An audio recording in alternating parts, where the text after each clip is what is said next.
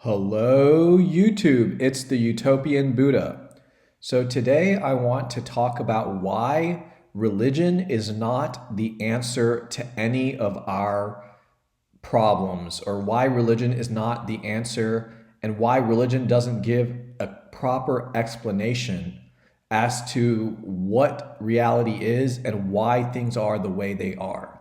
As humans, we seek to explain what reality is and why it is.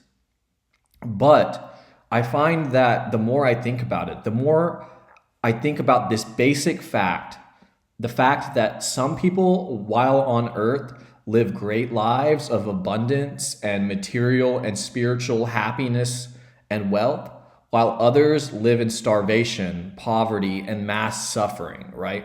Why is it that some people live in heaven while other people live in hell? Well, the religions give an answer to this. One religion, the Eastern religions generally, Hinduism and Buddhism, talk about karma. They talk about how people with good karma are, blessed with a good life, and people with bad karma are blessed with suffering. They did something wrong in their past life. They chose bondage. They chose to gratify their own selfish desires, and therefore they suffer. Well, I don't find that argument or that way of looking at things at all justified. I've seen many poor people who suffer from starvation, and you see videos of these people, and I've met some of them. I was homeless at one point, so I've met some of these people, and they're great souls, right? Like they really care about other people, but they for one reason or the other, they are suffering. They're in starvation. They don't have any food because of the capitalist structure. I'm not against capitalism, but I think the way capitalism is structured today is one reason for all of this hunger and starvation. But then you have the flip side, right? Well, let's look at the Western religions now. The Western religions say that, well, don't look at this life. Yes, some people suffer. Look at Jesus. He suffered unjustly. He was a supposedly perfect being, and he was crucified, right? So this world, this earth is injustice and hell. And the reason some people suffer is just because of sin and free will and all of these reasons. And I find that perspective to be inadequate as well, because I don't find free will to be a very strong truth in human psychology. I think we're determined by things outside of us. If you look at the nature and nurture debate, both of those things fall on the deterministic side of the equation, right? They both are about bondage. Nature is your genetics, and you don't choose your genetics, do you? And nurture is your environment, and you don't really choose your environment when you start out when in the beginning of your life either.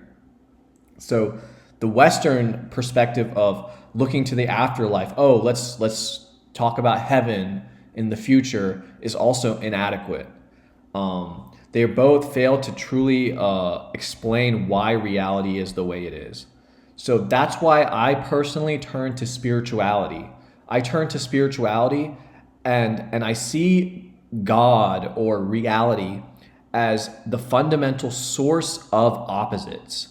And that's why suffering exists. It's because you cannot have light without dark. You cannot have love without hate.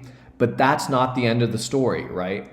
Instead of looking to an afterlife or using karma to justify the suffering of the poor, let's try to make this world a better place, right?